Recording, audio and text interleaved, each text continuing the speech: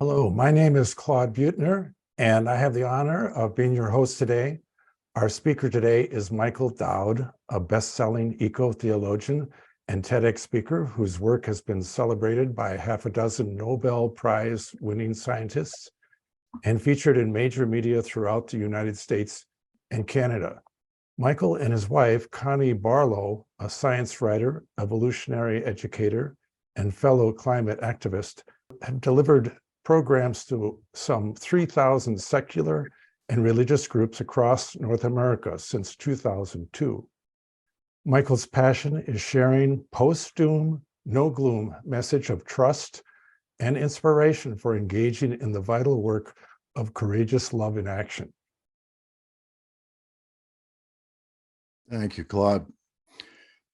Wow, well, it's an honor to be with you all today, and I've seen the last 100 or so presentations and those you have scheduled further in this year. And this perspective is going to be a little different than a lot of those. It might even be filed under the category of the truth will set you free, but first it'll piss you off. So we'll see. The big picture, beyond hope and fear. First thing I want to do, given that he died just 2 days ago when he was one of the most significant singer-songwriters of my life. I'm 64 years old, and that's how long he'd been doing it. I just want to honor Gordon Lightfoot. So the big picture, beyond hope and fear. No one needs convincing that we are living in an age of chaos and breakdowns. Even those with no understanding of the runaway nature of biospheric and civilizational collapse feel the stress. How do we cope? How can we get off the roller coaster of hope and fear? And crucially, how can we be of support to others who are confused, angry, depressed, or filled with fear, blame, or guilt? And I suggest that acceptance of 4 big picture truths is the key. And that's really what I'm going to focus on in this program. Accepting these 4 facts is crucial for maintaining sanity in a crazy world.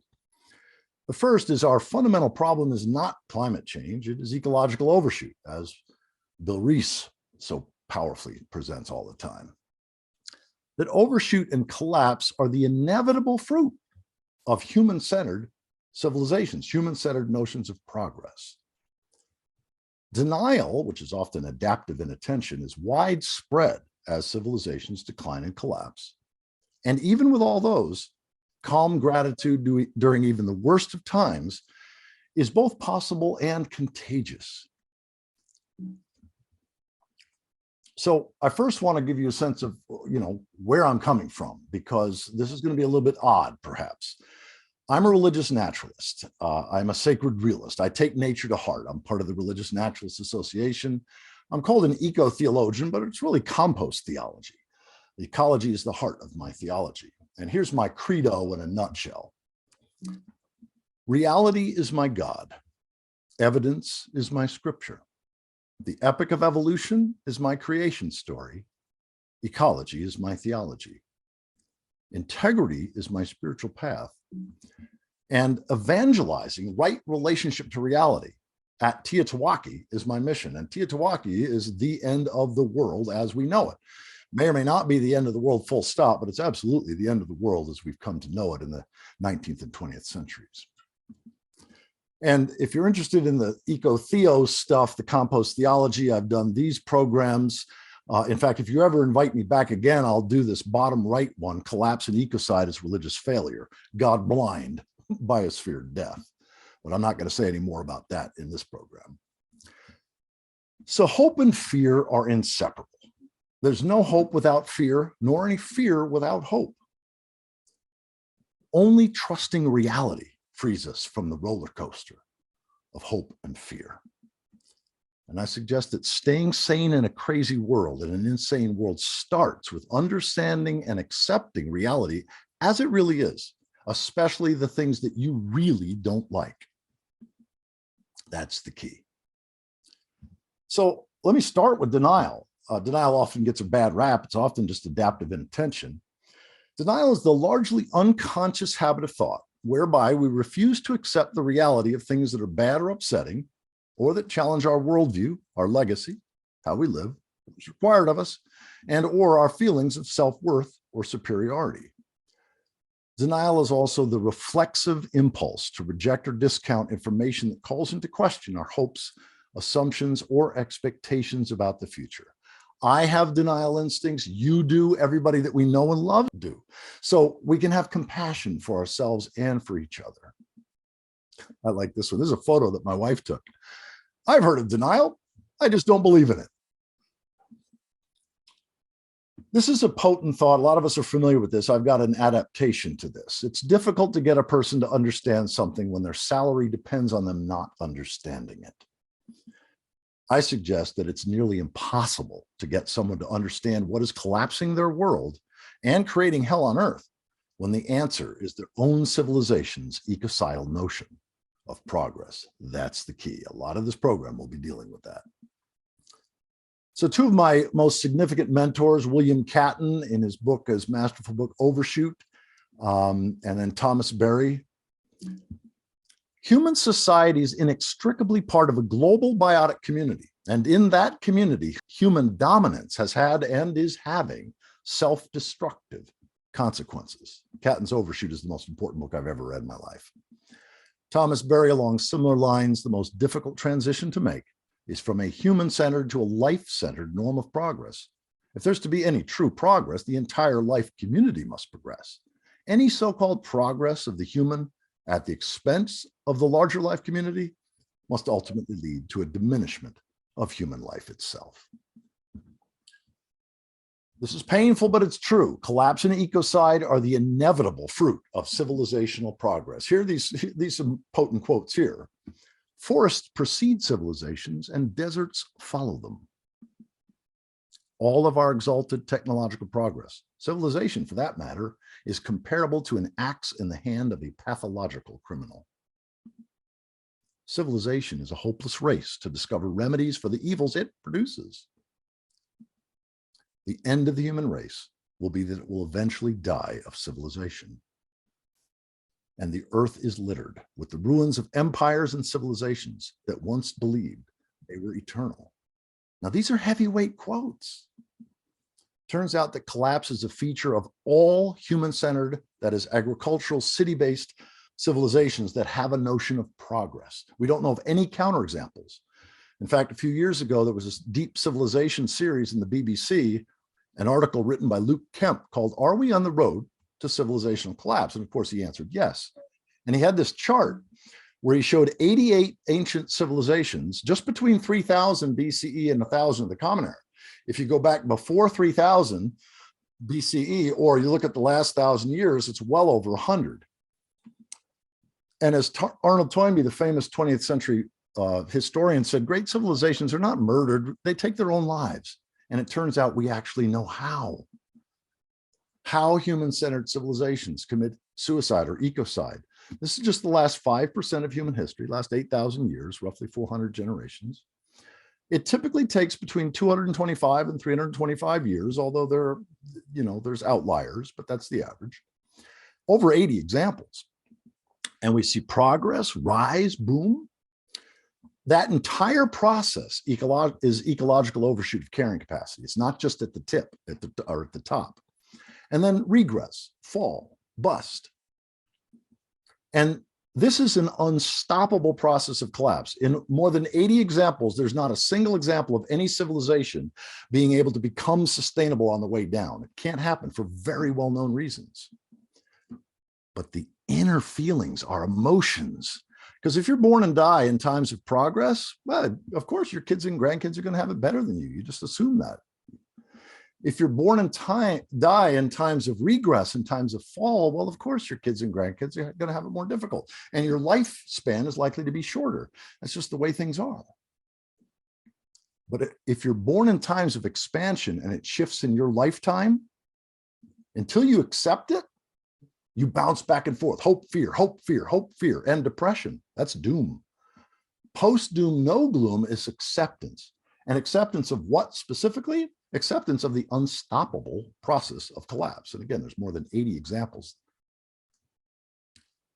So a fundamental distinction between problems, which can be potentially solved, and predicaments, which you can't solve. Predicaments have no solutions, only unavoidable outcomes. Richard Heinberg famously said, our fundamental predicament is not climate change, it is overshoot, of which global warming is a symptom. I mentioned already that this is the most important book I've ever read in my life. I've recorded the audio. It's all available, freely available up online. And Stuart Udall, the former United States Interior Secretary under the Kennedy and Johnson administrations, this is written in 1980, and it's still one of the best critiques. His foreword is one of the best critiques of techno-optimism. It's awesome. And chapter 15, Facing the Future Wisely, he says that our best bet is to expect the worst. He said, only by assuming the worst and acting accordingly do we have any real chance of avoiding the worst. And that was written in 1980. We didn't take his advice. And in fact, when I asked ChatGPT or GPT-4 to summarize the 15 chapters, it gave me the opposite of what Catton means. It was all this techno-optimist. It's crazy. So be careful trusting the AI. So most people don't know what ecological overshoot of carrying capacity means, though. I mean, you know, Bill Reese has been famously putting this out there, as many others have, but most people don't know that all the things that we track on, the things that are so important that activists are engaged in, these are but symptoms of ecological overshoot. And these first three are extinction level, runaway mode. They're out of our control already. And what we now know is that how we define and measure wealth, well-being, and progress is the fundamental determinant of whether we stay within the carrying capacity or whether we overshoot it. Human-centered, that is anthropocentric measures of wealth and well-being, like the wealth and of corporations or kings or emperors or GDP, versus life-centered, ecocentric measures. How well is the soil doing decade by decade? How well are the forests and the water and the other species doing decade by decade? Those are the only sane measures of wealth, well-being, and progress. So here's my thesis. The stability of the biosphere has been in decline for centuries and in runaway, unstoppable collapse for decades. This great acceleration of technology and market-driven ecocide is an easily verifiable fact. The scientific evidence is overwhelming. In fact, all you've got to do is Google great acceleration. Evidence is also compelling that the vast majority of people will deny this, especially those still benefiting from the existing order, those legitimately concerned about the consequences of collapse, and those who fear that accepting reality means giving up. And yeah, most of us fit in that paragraph. The history of more than 80 previous boom and bust societies clearly reveals how and why Homo colossus, that's William Catton's term for industrial humanity, is destined for near-term extinction. This may or may not mean the extinction of Homo sapiens in the next decade or two or three, but it's definitely a possibility. Whereas widespread hope and optimism will lead to dozens, if not hundreds, of nuclear meltdowns, acceptance of collapse and its inevitable consequences, i.e. trusting reality, may be the single most important thing that any of us can do to live fully, fearlessly, and inspiringly, that is where we're an inspiration to others, in this time of global hospice, that is at the end of the world as we know it. That's key. This little 75-page book is a summary of a library of research on why civilizations collapse. It's 75 pages, A Moderate Greatness by William Ophuls. His latest book, Electrifying the Titanic, I just recorded that 2 weeks ago or 3 weeks ago. And Apologies to the Grandchildren. Here's how he begins this other little 100-page book called Apologies to the Grandchildren. Civilization is by its very nature a long-running Ponzi scheme. It lives by robbing nature and borrowing from the future, exploiting its hinterland until there's nothing left to exploit, after which it implodes. While it still lives, it generates a temporary and fictitious surplus that it uses to enrich and empower the few and to dispossess and dominate the many. Industrial civilization is the apotheosis and quintessence of this fatal course. A fortunate minority gains luxuries and freedoms galore, but only by slaughtering, poisoning, and exhausting creation. And yet all of our prophets of progress will say, but it's different this time. Yeah, what's different this time is fossil fuels. That's the only thing that has given us the delusion of perpetual progress. And these are best-selling, New York Times best-selling books. Rational Optimist by Matt Ridley, Peter Diamandis, Abundance, The Future is Better Than You Think, Factfulness by Hans Rosling, 10 reasons why we're wrong about the world and why things are better than you think. And then, of course, the best known, Steven Pinker, Enlightenment Now, The Case for Reason, Science, Humanism, and Progress. And of course, his earlier book, The Better Angels of Our Nature, same thing. And in Enlightenment Now, he has 75 charts, and he shows accurately how things are getting better and better for at least, or have been for at least a small subset of humanity. However, what he doesn't do, well, actually what he claims is that it's never been better, of course, for the most privileged. And he rightfully says what's provided that is technological progress and expansion and economic growth and development. He's actually accurate on all that. But what he doesn't show is that it's never been worse for absolutely everything that we depend on, with no exceptions. Overdevelopment, overpopulation, overshoot, which of course leads to climate, and then the soil, forest, water, species, and literally everything. There's not a single system that we depend upon that's not only not in decline, it's now in precipitous, unstoppable freefall. Loss of oil, soil organisms, nutrients, groundwater, glaciers, rapidly and significantly expanding deserts, deadly droughts, heat waves, hurricanes, flooding, acidification and dead zones, plastic pollution, nuclear wastes, toxic air, water, soil, and then the catastrophic loss of the vast majority of species. So we need to call this what it actually is. It's technological devastation and ecocide, and economic growth and destruction. Now, how is it that Pinker and these other techno-optimists and prophets of progress, how do they not get this? Well, I love this quote from Nobel Prize winner Steven Weinberg. With or without religion, good people can behave well and bad people can do evil. But for good people to do evil, that takes religion. Now, of course, he was critiquing the monotheistic faiths, but it's even more true for the secular religion of perpetual progress. I mean, here, for example, is the creation myth. This is the sacred story of the cult of perpetual progress. You know, you got the Stone Age, cavemen, savages, primitives, hunter-gatherers. Notice the positive term, the agricultural revolution, farming, cities, civilization. The Enlightenment, reason, science, humanism, progress. And I have exclamation points because this is the breathless hype that these folks speak about. The Industrial Revolution, fossil fuels, technology, and then globalization, space travel. I don't know of a single techno-optimist that doesn't have a Star Trek vision of the future, including Elon Musk. I call this the techno-idolatrous ecocidal myth of man, conqueror of nature, which I consider the single most self-destructive and ecocidal thought form in human history. I love this quote. Good people are dangerous, and great people will engage in great evil when they hold the ecocidal, self-terminating belief that we are destiny's darlings, masters of the universe, conquerors of nature, God's chosen species, or the pinnacle of evolution. The only two videos that ever went viral, the first 15 days I had these videos up, they're each a half hour, got like 10 or 15,000 new views every day. I was like, where are these people coming from? But it's really my attempt to create a collapse for dummies. And I love this. You've got Hopium, right? Because Hopium is hope in the impossible. Hopium is a comforting vision of the future that requires breaking the laws of physics, biology, or ecology. Hopium is irrational or unwarranted optimism that promises short-term relief, but delivers crushing disappointment and despair when reality inevitably bites. Hopium is believing that the climate crisis can be fixed or solved by doubling down on the very things driving ecocide in the first place.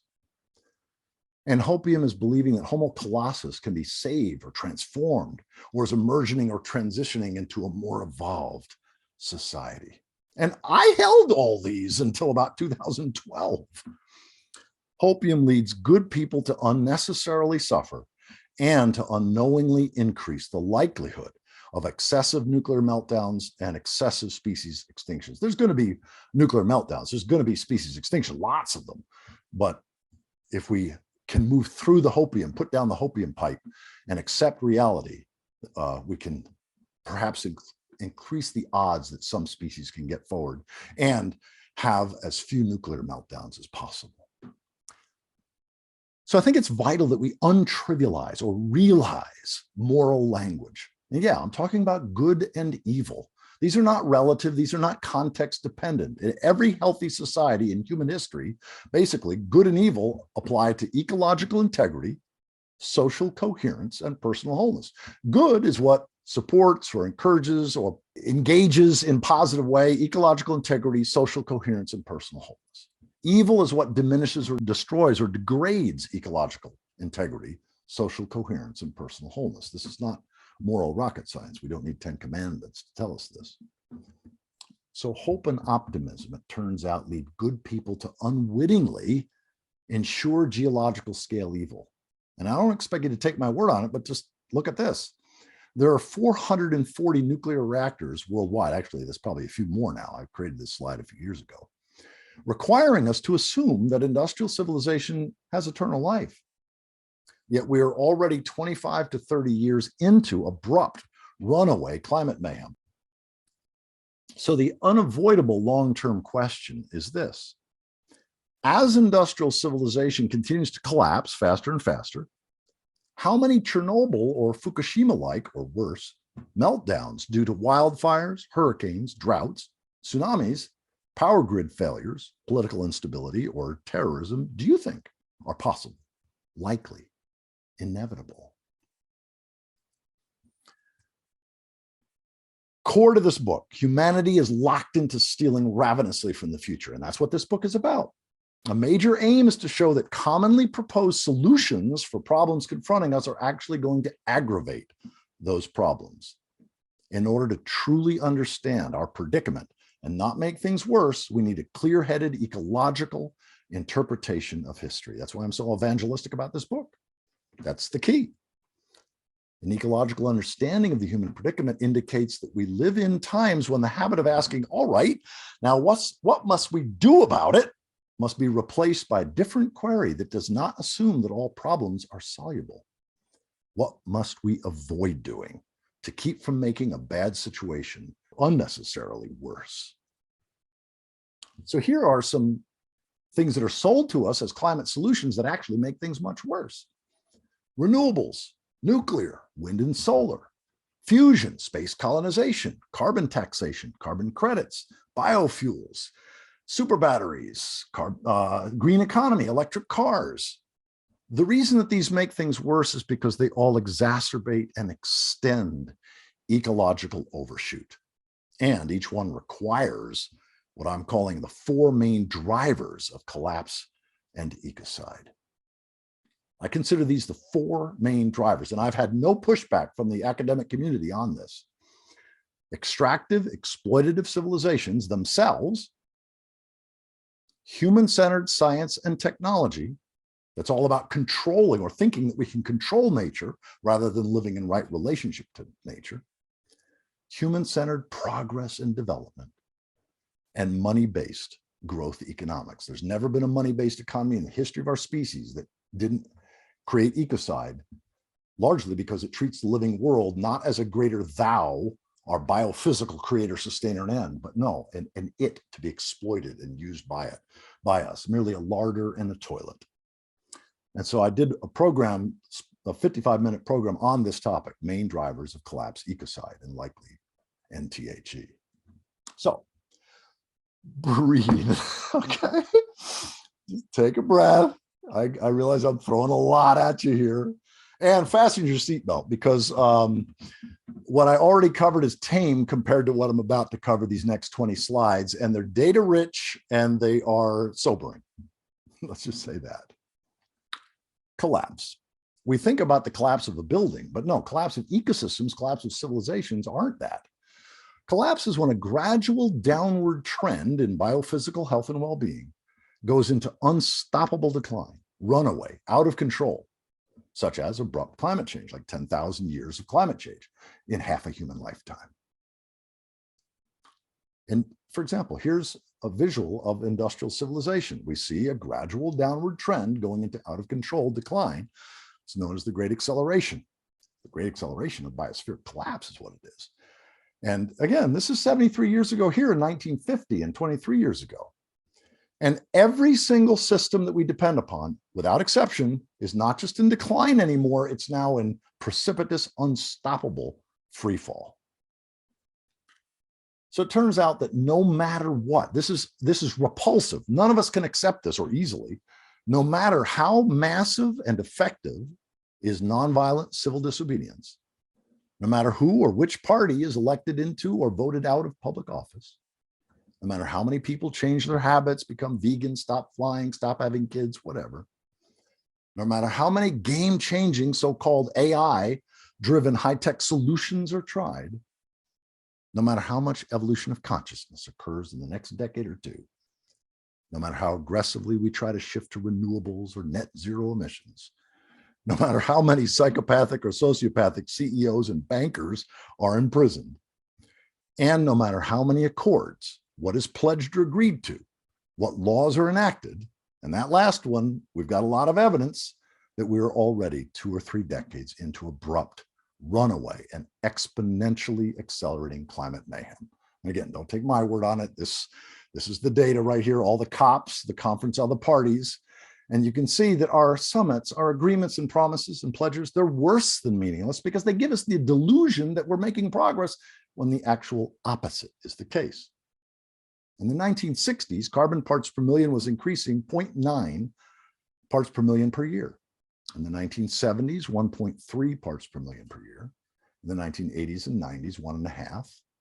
In the 2000s, 2 parts per million per year. In the 2010s, 2.4 parts per million per year. And we just had the COP27 just in November. Now the anticipation is 3 to 5 parts per million per year in the 2020s. So it's the opposite of progress. That's what abrupt, runaway, and exponentially accelerating means. And that's just the CO2. When you factor in nitrous oxide and methane, it's actually a whole lot worse. This is the last 800,000 years. Here we have the glaciers, the peak glaciers where the ice was the thickest here, right? That was about 200 parts per million. The pre-industrial is 280 parts per million. Agriculture and civilizational collapse become unstoppable about 360 parts per million. That's why 350.org is all about trying to get us back to 350, but it ain't gonna happen. Climate stability needed for agriculture and for civilizations is in that range right there. And we talk about climate change, but it's abrupt, runaway, and irreversible because right now, carbon dioxide equivalent, that is carbon dioxide, methane, and nitrous oxide together, this is as of just a couple of weeks ago, or about a week ago, we're over 500 parts per million in terms of CO2 equivalent. So this is the last 400,000 years. We know that CO2, global temperature, and sea level all rise and fall in lockstep. Now, sometimes one of them leads, sometimes another one leads, but they all march in lockstep. And yet here's where we are. So unstoppable collapse means that no matter what, these things are going to happen. These are extinction level tipping points, functional extinction, if not total extinction. They're already in the rearview mirror. And yet the media will speak about, and the IPCC and mainstream, New York Times bestselling authors will claim that these tipping points are actually in the future. We're at risk of passing them. No, we ran over that dog 20 years ago. Loss of the world's ice. The Arctic, Greenland, Antarctica, mountain glaciers. When most of the Arctic sea ice is gone, the serious global warming begins. I'm not going to say more about this. You can just Google phase change and latent heat, or watch some of Paul Beckwith's videos. Methane belching in the permafrost, methane hydrates, clathrates, that's deep and shallow, gas and oil wells, the methane, the wet coming from the wetlands. This is now unstoppable. Ocean acidification, ocean deoxygenation, and at least 25 feet of abrupt, nonlinear sea level rise. The former head of the Jacques Cousteau Society is a friend of mine, John Englander, and he said that we're looking at least 25 to 40 feet of sea level rise. And that's true if every human being woke up tomorrow as an eco saint, or if every human being died tonight in our sleep. That's locked in. The great conflagration of the world's forest.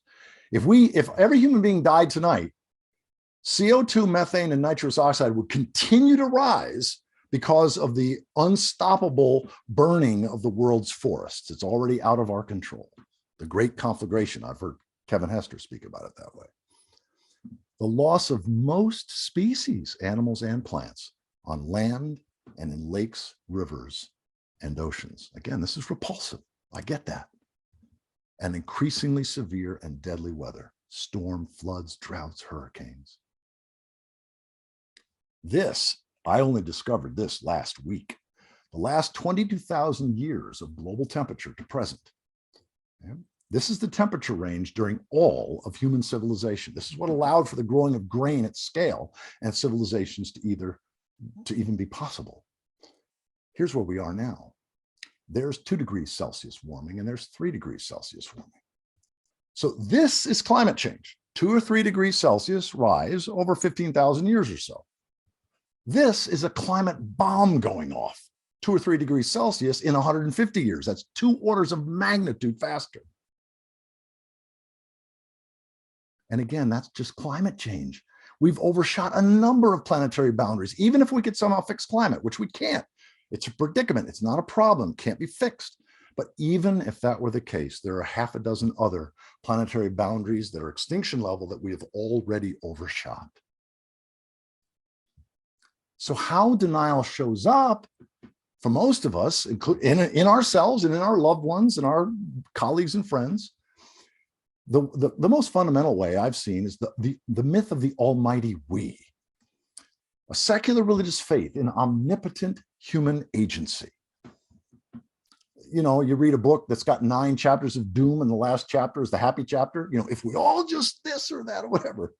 Here are some examples: progress and development, biosphere management, climate restoration, geoengineering, global scale mobilization, the evolutionary emergence of consciousness, global degrowth revolution, species level awakening, and social tipping points. I suggest that all of these are examples of the myth of the almighty we. I love this cartoon.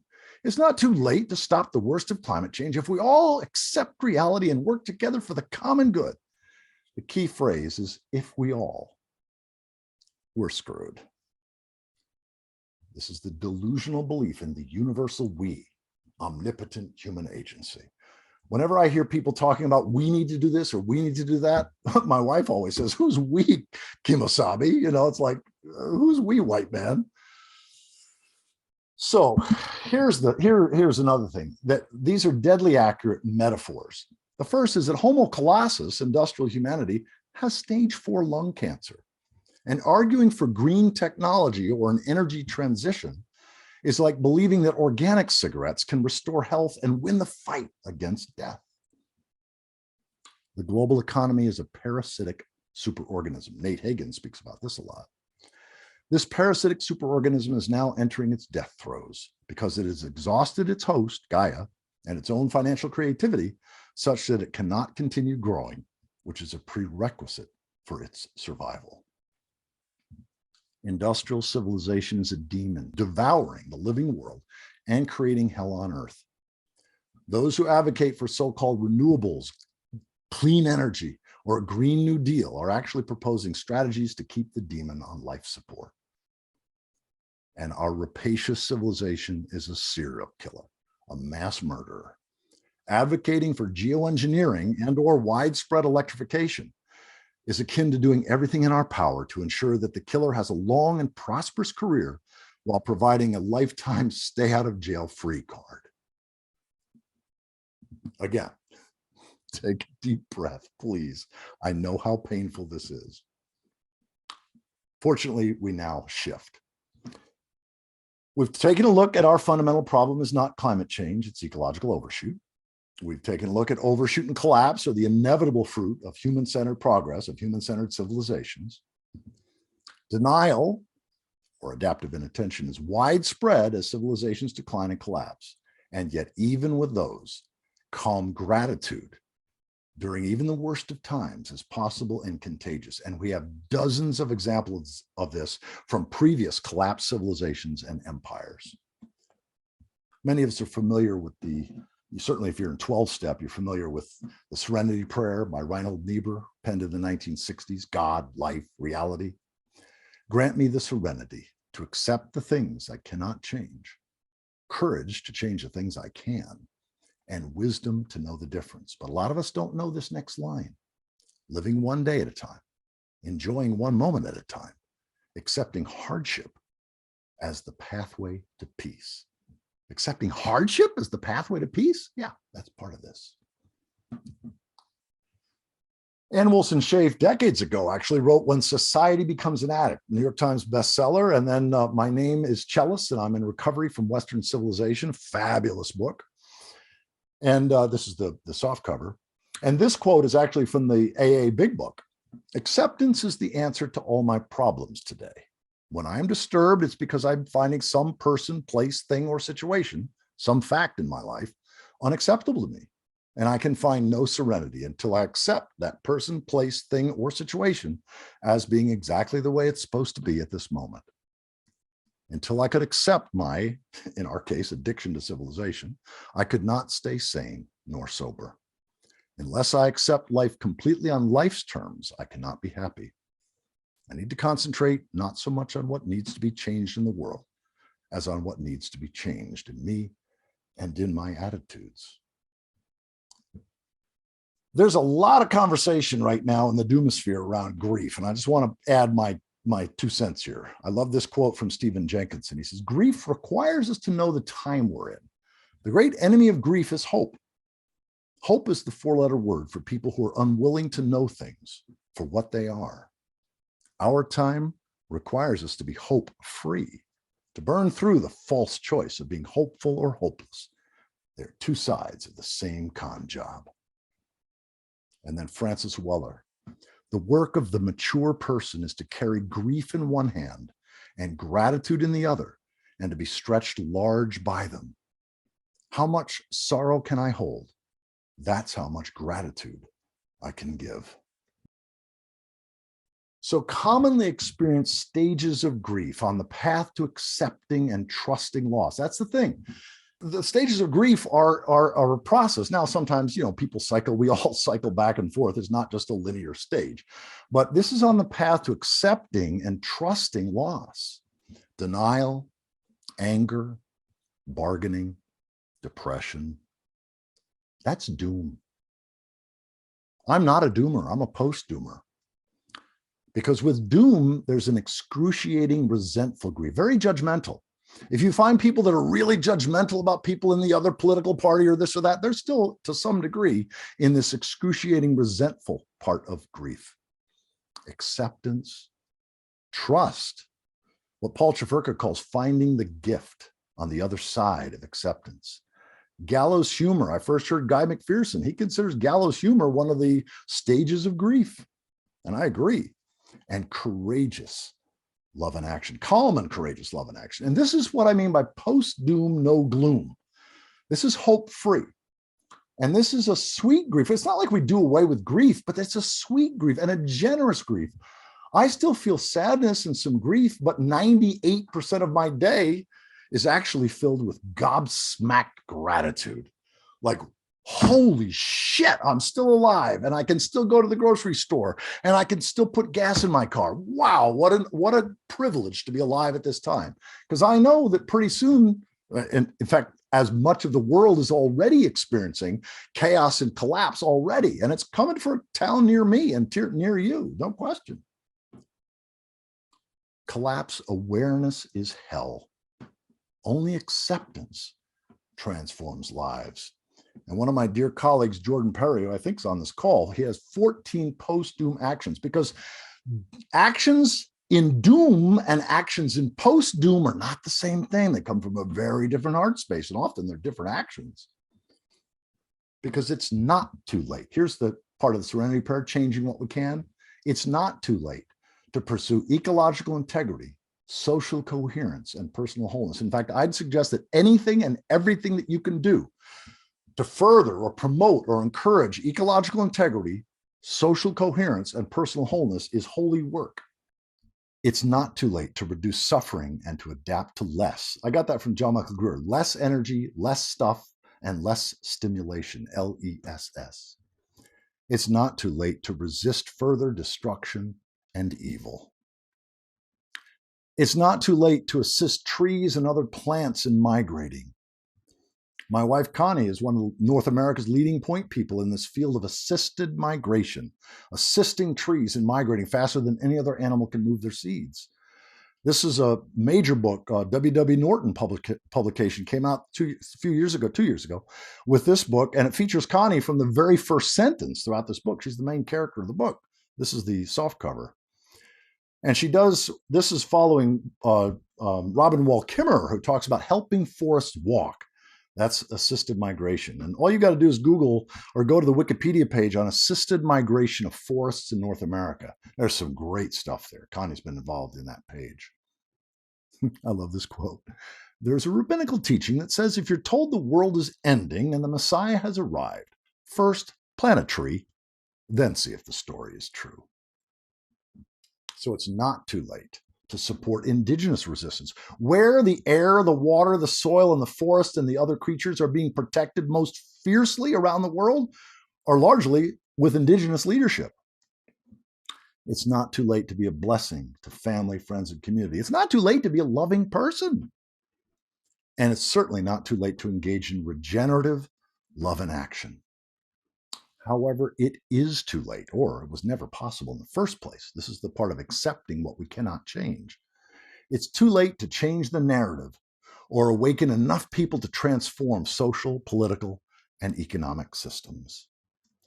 It is too late to slow, stop, or reverse abrupt climate mayhem and the accelerating collapse of the biosphere and business as usual. It is too late to prevent the loss of most of the world's forests, ice, insects, coral reefs, and protective ozone layer. It is too late to spare Homo colossus the ecocidal consequences of human ingenuity, technology, and the market. And it is too late to prevent billions of humans and other mammals and vertebrates from dying this decade or next.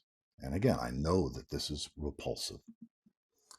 So how can we have calm gratitude even at the end of the world as we know it, even during a time of global hospice? First, stop denying, fighting, or bemoaning your fate. Amor fati. Embrace your fate.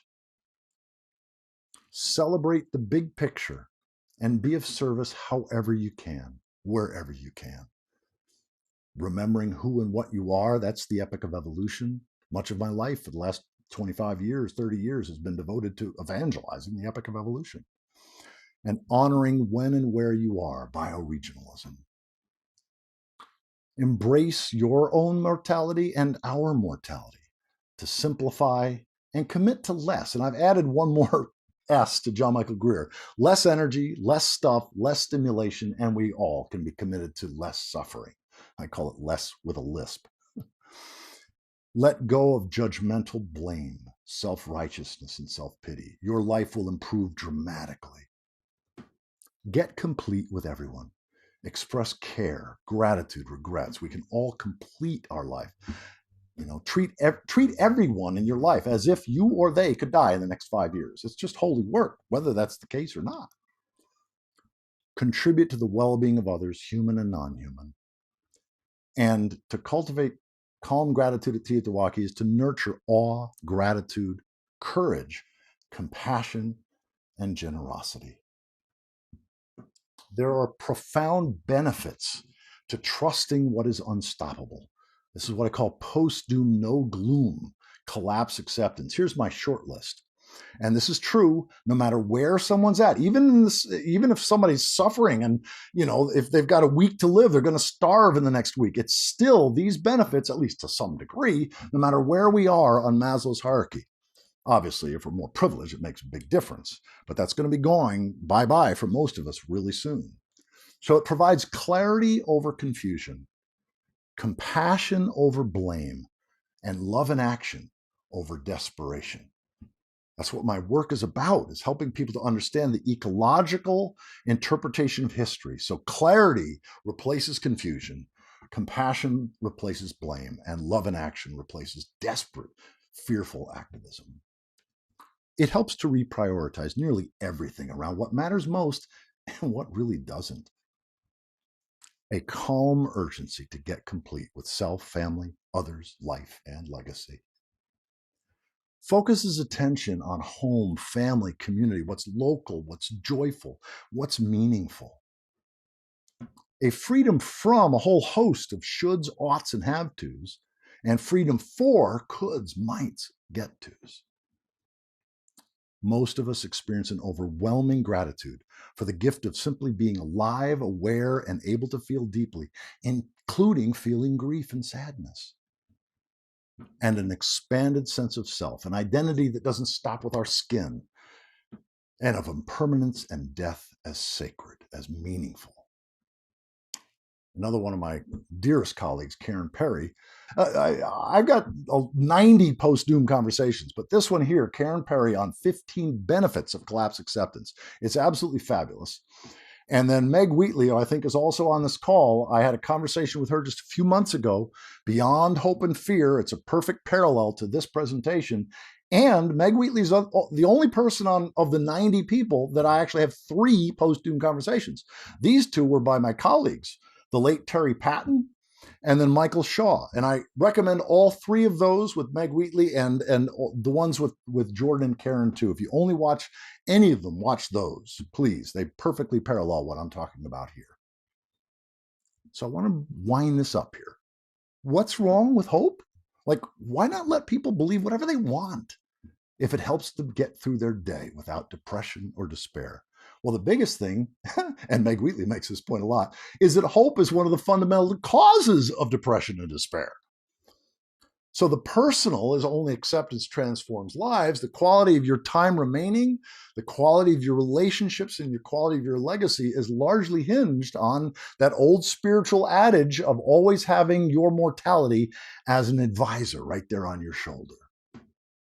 And societally, the anger and passion of youth need to be channeled for good, not evil. Right now, there are multi-billion-dollar interests that are trying to do everything possible to get young people to be on fire for Green New Deals and solar and wind and all that. That's the worst thing that could happen. Even the electrification of everything is the worst thing that could happen.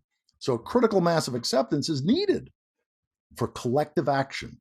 Here are just a few examples. Avoiding ionization of the atmosphere and the 90% loss of surface life, which will happen with lots of nuclear meltdowns. Long-term toxicity, frugal use of resources, reduce suffering, and critical massive acceptance is needed for improving the odds of avoiding the extinction of at least some plants and animals. We increase the odds. So I want to revisit my thesis. The stability of the biosphere has been in decline for centuries and in runaway, unstoppable collapse for decades. This great acceleration of technology and market-driven ecocide is an easily verifiable fact. The scientific evidence is overwhelming. Evidence is also compelling that the vast majority of people will deny this, especially those still benefiting from the existing order, those legitimately concerned about the consequences of collapse, and those who fear that accepting reality means giving up. The history of more than 80 previous boom and bust societies, progress, regress, clearly reveals how and why Homo colossus is destined for near-term extinction. This may or may not mean the extinction of Homo sapiens in the next decade or 2, but it is a real possibility. Whereas widespread hope and optimism will lead to dozens, if not hundreds, of nuclear meltdowns, acceptance of collapse and its inevitable consequences, that is, trusting reality, may be the single most important thing that any of us can do to live fully, fearlessly, and inspiringly in this time of global hospice, i.e. at Teotihuacan. Joseph Brodsky was a famous Soviet polymath. He taught at some of the most prestigious schools in Canada and the United States. And he famously said, "You Americans are so naive. You think evil is going to come into your houses wearing big black boots. It doesn't happen like that. Look at the language. It begins in the language." That's the key. So here's the way we hear, most of us hear all the time, we're at risk of civilizational collapse. We need to declare a climate emergency. Now is the time to act. The situation is dire. Our time is a great awakening, a great turning, a great transition. The window of opportunity for bold action is closing. Green technology, green capitalism can reverse climate change. Evolution means progress. There are solutions. Now, without fill in the blank, we're doomed. No, the truth, as New York Times bestselling author Roy Scranton says, we're doomed. Now what? That's why my whole life is devoted to post-doom. So I'll conclude with definitions of doom and post-doom on both of these pages. Doom is a normal feeling of disgust or dread upon realizing that technological progress and economic growth and development are the root of our predicament, not our way out. Doom is a name for the anxiety and fear called forth when living in a corrupt, dysfunctional civilization, causing a mass extinction. And doom is the midpoint between denial and regeneration, with or without us. Most people avoid feeling doom because they think it's the end point. They think they're going to stay in despair all the rest of their lives. They're not aware of the benefits that come from acceptance and trust. Post-doom is what opens up when we remember who we are and how we got here. That's the epic of evolution. Accept the inevitable, honor our grief, and prioritize what is pro-future and soul-nourishing. Post-doom is a fierce and fearless reverence for life and expansive gratitude, even in the midst of abrupt climate mayhem and the runaway collapse of societal harmony, the health of the biosphere, and business as usual. And post-doom is living meaningfully, compassionately, and courageously, no matter what.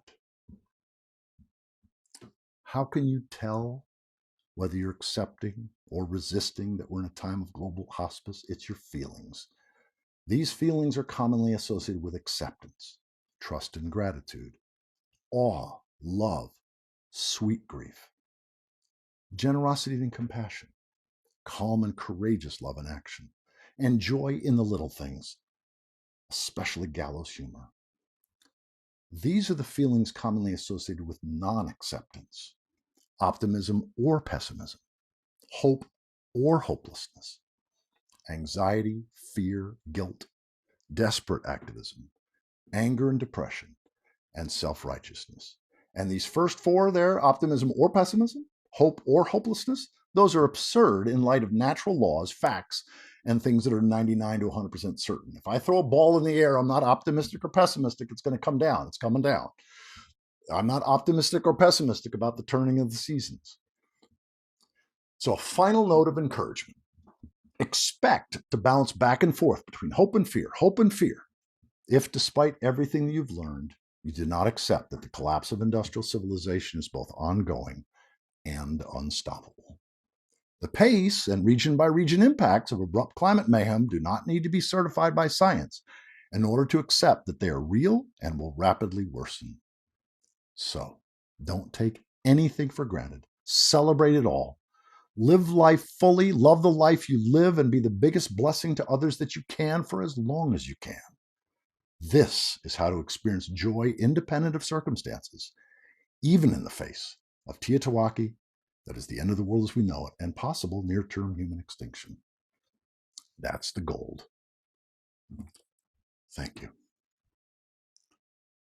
So that's the end of my presentation for the Canadian Association for the Club of Rome on May 3rd of 2023. Make sure you take time to watch or listen to the Q&A. This is a very sophisticated audience, and we spent about 75 minutes in not just Q&A, but actually there were quite a few people who offered insights and commentary based on my presentation that went quite a bit beyond anything that I had thought of.